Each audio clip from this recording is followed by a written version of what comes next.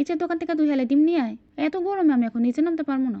দুপুরবেলা সবজি দিয়ে ভাত খাবো। যে ডিম আনতে বলছিলাম, আনছিলি? আমি টিপ খাই। আমাকে দিও মনে। দিতাছি, না, এখনই দিয়ে দিতাছি। মিনি টিপ খাই। এক তো কালকেও ধরছে। বৃষ্টি আসছে।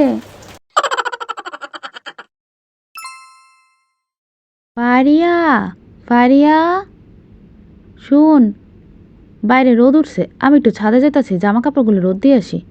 তুই একটু রান্নাঘরে যা। যতক্ষণ পর্যন্ত আমি না আসমু ততক্ষণ পর্যন্ত রান্নাঘর থেকে নড়বি না।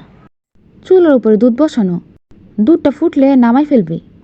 1 ফোঁটা দুধও যেন চুলার মধ্যে না পড়ে। আচ্ছা ঠিক আছে মা, আমি এখনই যাইতেছি। এখনই মানে এখনই যাবি।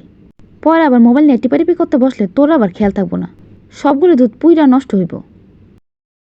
ঠিক আছে ঠিক আছে, এই তো যাইতেছি।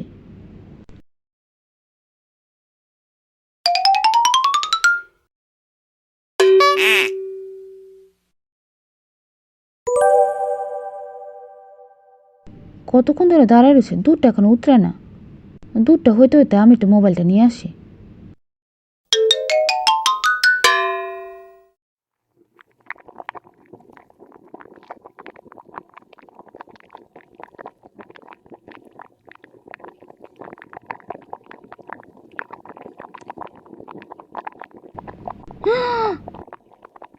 দুধ পড়ে গেছে।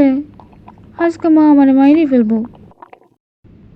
তাড়াতাড়ি করে দুটো নামাই, পাশে দিয়ে মুছে দিলি হইব। আম্মু আর কি রে, পোড়া গন্ধ আসে কই থেকে? নিশ্চয় তুই দুধ পড়ে ফেলছত। আমি কিছু করি নাই, আমি তো এখানেই দাঁড়িয়েছিলাম। একটু ওই রুমে গেছি কয়েক সেকেন্ডের জন্য, এর মধ্যে এসে দেখে দুধ পড়ে গেছে। তোর তো সবসময় এমন হয়, একটা কাজ দিলে সে কাজে মনোযোগ দিতে পারবি না। এই জন্যই তো আমি তোর বলে গেছি এখানে দাঁড়ায় থাকতে। সব কাজের মধ্যে তোর এমন করস। পাশে দিয়া যে তরকারিটা পুড়তাছে, তোর কোনো খবর নাই? আমি তো খেয়াল করি নাই, তুমি তো দুধের কথা বলছো। তুমি তো তরকারির কথা বলো নাই। আমি তো তাই তরকারিটা দেখি নাই। এমন ব্যাককল মাইয়া দুনিয়ার মনে কোনো জায়গায় নাই। তোর আমি দুধ দেখতে বসে দেখে পাশের চুলার মধ্যে যে তরকারি পুড়তাছে তুই সেটা খেয়াল করবি না? পাশাপাশি 2টা চুলার মধ্যে কি আছে মানুষ তোর সামনে দাঁড়াইলে সেটা দেখে। তুই পাশে থাকা তরকারিগুলো পুড়লো আর তুই বলতেই পারবি না? এমন ব্যাককল মাইয়া এই দুনিয়ার মধ্যে মনে নাই। এক দুধ দেখতে বসে বললা মায়েরার পাশের চুলার মধ্যে তাকায় নাই, তার মধ্যে আবার দুধগুলিও পড়লো। কোনো কাজ মায়েরারে দিয়ে হয় না। দিন দিন বড় হইতেছে আর বুদ্ধি শুদ্ধি সব লোপ পাইতেছে। আজকে এই পোড়া পাতিল তুই মাজবি, আমি মাজতে পারবো না।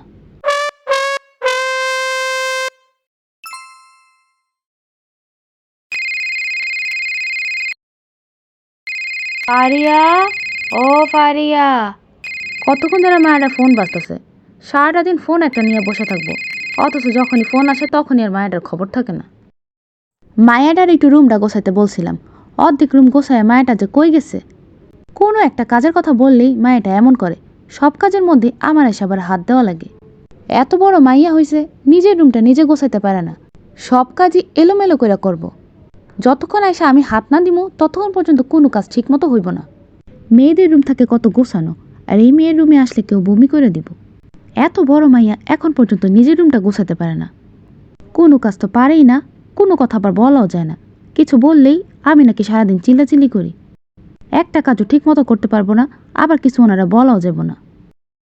অথচ ওর সমান থাকতে আমরা কত গোছানো ছিলাম। না না না না না,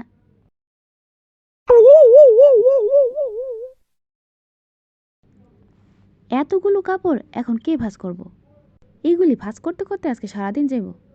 তার চেয়ে এইগুলো আম্মু আসার আগে তাড়াতাড়ি করে রাখা দিই, পরে এগুলি সময় করে ভাঁজ করে নিব নে।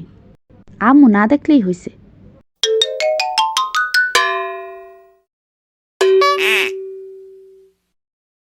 না, আম্মু না।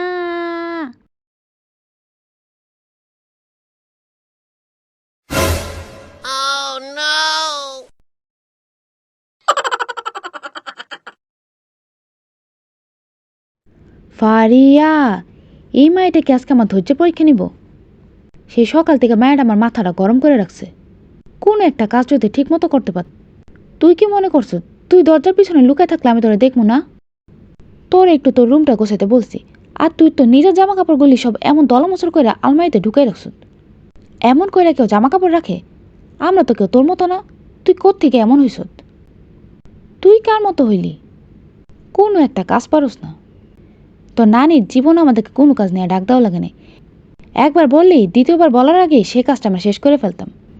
আর ঘর গোছানোর কথা তো জীবন আমাদের বলাই লাগে নাই। আমি আর আপা সন্ধ্যা হইলেই সব জামা কাপড় ভাঁজ করে রাখতাম। জীবনে আমাদের পড়ালেখা নিয়েও ডাক দেওয়া লাগে নাই। সবসময় আমরা সময় মতো পড়ালেখা করতাম।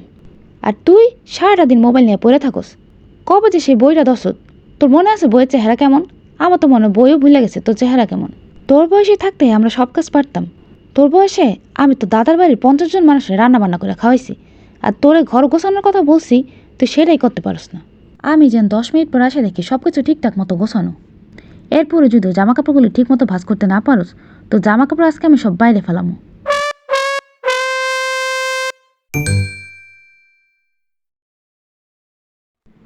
মা, মা, আমি স্কুল থেকে আসছি, আমি একটু খেলতে যাই।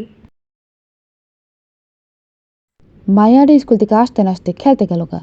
কই স্কুল থেকে আসছে একটু জিরাইবো, ভাত পানি খাইবো, তা না খেলতে গেল গা মায়াটা। নিজের ব্যাগটাও ঠিক মতো রেখা গেল না।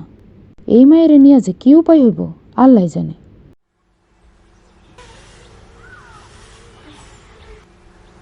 খুকি, খুকি, জামা কাপড়গুলো একটু আলনায় ভাঁজ করে রাখ। চারিদিকে এত জামা কাপড়, কেউ দেখলে কি বলবো? জি মা, আচ্ছা মা, একটু পরে আসতেছি। কোনো কাজের কথা বললে মায়েরা সবসময় এমন করে। ও খুকি, খুকি, তোর কি একটু পরে এখনো হয় নাই? আর কতক্ষণে গোছাবি? রাত পার হয়ে তো দিন হয়ে গেল। জি মা, এই তো যাইতেছি।